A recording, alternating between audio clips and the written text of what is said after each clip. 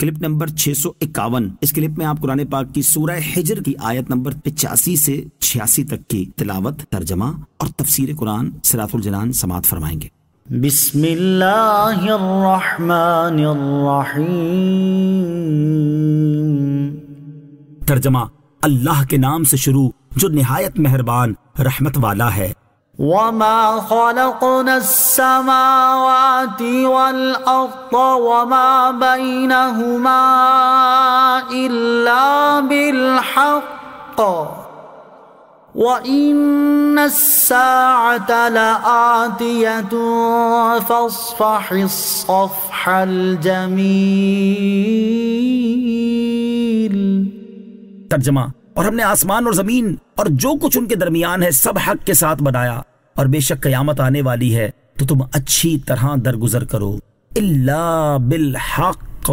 مگر حق کے ساتھ۔ اس آیت کا خلاصہ یہ ہے کہ آسمان اور زمین میں اور جو کچھ ان کے درمیان ہے سب کو اللہ تعالیٰ نے با مقصد اور حکمت سے بھرپور بنایا ہے، اور بے شک قیامت آنے والی ہے، اس میں ہر ایک کو اس کے عمل کی جزا ضرور ملے گی۔ تو اے حبیب علیہ الصلوۃ والسلام، آپ اپنی قوم سے اچھی طرح درگزر کریں اور اپنی قوم کی طرف سے پہنچنے والی ایذاؤں پر صبر و تحمل کریں اور ان کی خطاؤں سے درگزر کریں۔ ایک قول یہ ہے کہ یہ حکم آیت قتال سے منسوخ ہو گیا، اور دوسرا قول یہ ہے کہ منسوخ نہیں ہوا۔ اذیتیں پہنچانے والوں کے ساتھ نبی کریم علیہ الصلوۃ والسلام کا سلوک۔ تاجدار رسالت صلی اللہ تعالی علیہ وسلم کو اپنی قوم کی طرف سے پہنچنے والی اذیتوں سے متعلق حضرت انس رضی اللہ تعالیٰ عنہ سے روایت ہے کہ رسول کریم علیہ الصلوۃ والسلام نے ارشاد فرمایا، میں اللہ عز و جل کی راہ میں جتنا ڈرایا گیا ہوں اتنا کوئی نہیں ڈرایا گیا، اور میں اللہ عز و جل کی راہ میں جتنا ستایا گیا ہوں اتنا کوئی نہیں ستایا گیا۔ اور ان کی اذیتوں کے مقابلے میں سید المرسلین علیہ الصلوۃ والسلام کے اخلاق، بردباری اور عفو و درگزر کا عظیم مظاہرہ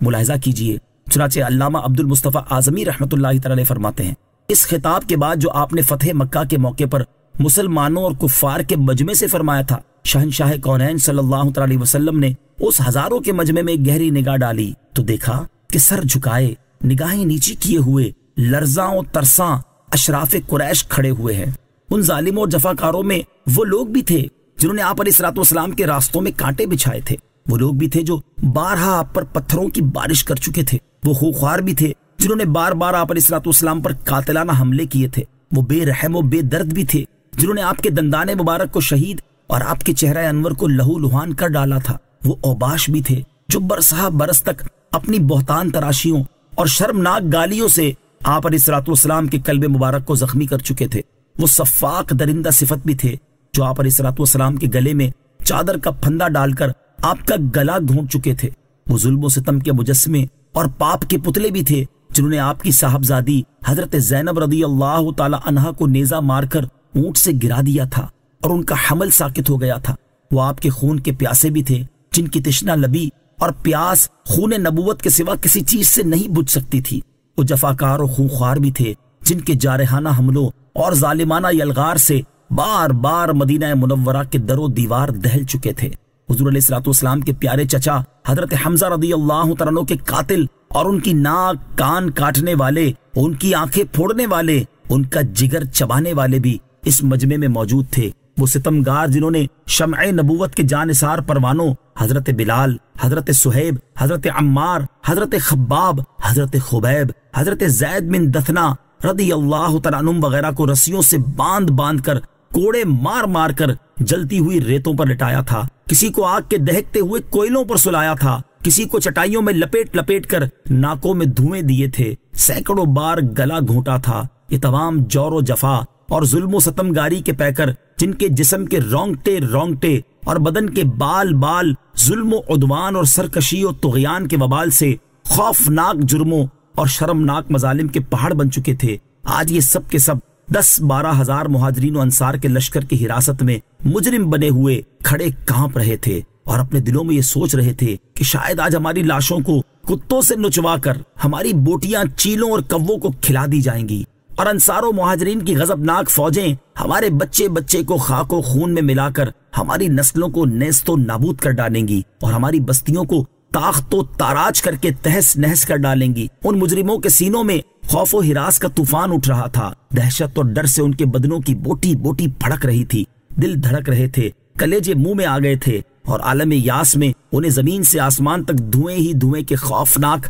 بادل نظر آ رہے تھے۔ اسی مایوسی اور نا امیدی کی خطرناک فضا میں ایک دم شہنشاہ رسالت صلی اللہ تعالی وسلم کی نگاہ رحمت ان پاپیوں کی طرف متوجہ ہوئی اور ان مجرموں سے آپ نے پوچھا، بولو تم کو کچھ معلوم ہے کہ آج میں تم سے کیا معاملہ کرنے والا ہوں؟ اس دہشت انگیز سوال اور خوفناک سوال سے مجرمین حواس باختہ ہو کر کانپ اٹھے، لیکن جبین رحمت کے پیغمبرانہ تیور دیکھ کر امید و بیم کے محشر میں لرزتے ہوئے سب یک زبان ہو کر بولے کہ اخن کریم و ابن اخن کریم، آپ کرم والے بھائی اور کرم والے باپ کے بیٹے ہیں۔ سب کی للچائی ہوئی نظریں جمال نبوت کا منہ تک رہی تھی اور سب کے کان شہنشاہ نبوت صلی اللہ تعالی وسلم کا فیصلہ کن جواب سننے کے منتظر تھے کہ ایک دم دفعتاً فاتح مکہ نے اپنے کریمانہ لہجے میں ارشاد فرمایا، لا تثریب علیکم اليوم فاذهبوا انتم الطلقاء، آج تم پر کوئی الزام نہیں، جاؤ تم سب آزاد ہو۔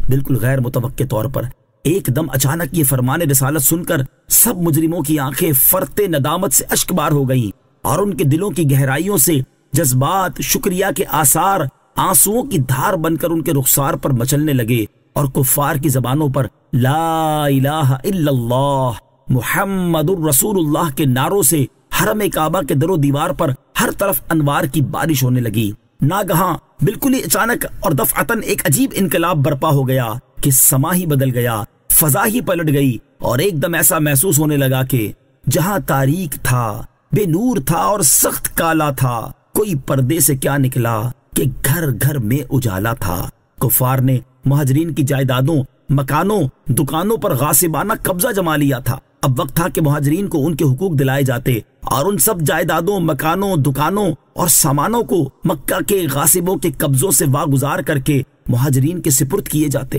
لیکن شہنشاہ رسالت نے مہاجرین کو حکم دے دیا کہ وہ اپنی کل جائیدادیں خوشی خوشی مکہ والوں کو ہبا کر دیں۔ اللہ اکبر! اے اقوام عالم کی تاریخی داستانوں، بتاؤ کیا دنیا کے کسی فاتح کی کتاب زندگی میں کوئی ایسا حسین و ظریف ورق ہے؟ اے دھرتی خدا کے لیے بتا، اے آسمان للہ بول، کیا تمہارے درمیان کوئی ایسا فاتح گزرا ہے جس نے اپنے دشمنوں کے ساتھ ایسا حسن سلوک کیا ہو؟ اے چاند اور سورج کی چمکتی اور دوربین نگاہوں، کیا تم نے لاکھوں برس کی گردش لیل و نہار میں کوئی ایسا تاجدار دیکھا ہے؟ تم اس کے سوا اور کیا کہو گے کہ یہ نبی جمال و جلال کا وہ بے مثال شاہکار ہے کہ شاہان عالم کے لیے اس کا تصور بھی محال ہے۔ اس لیے ہم تمام دنیا کو چیلنج کے ساتھ دعوت نظارہ دیتے ہیں کہ چشم اقوام یہ نظارہ ابد تک دیکھے، رفعت شان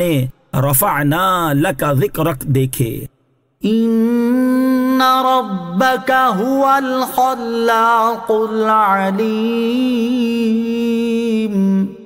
ترجمہ: بے شک تمہارا رب ہی بہت پیدا کرنے والا، جاننے والا ہے۔ ان ربک، بے شک تمہارا رب، یعنی اے حبیب صلی اللہ تعالی علیہ وسلم، آپ کے جس رب نے آپ کو کمال کی انتہا تک پہنچایا وہی آپ کو، ان کفار کو اور تمام موجودات کو پیدا کرنے والا ہے، اور وہ آپ کے اور ان کفار کے احوال کو تمام تر تفصیلات کے ساتھ جانتا ہے، اور آپ کے اور ان کے درمیان ہونے والے معاملات میں سے کچھ بھی اس سے پوشیدہ نہیں ہے۔ اس لیے آپ تمام امور میں اسی پر توکل کریں تاکہ وہ ان کے درمیان فیصلہ فرما دے۔ صلو علی الحبیب صلی اللہ تعالی علی محمد صلی اللہ تعالی وسلم۔ مجھے اپنی اور ساری دنیا کی لوگوں کی اصلاح کی کوشش کرنی ہے انشاءاللہ عز و جل۔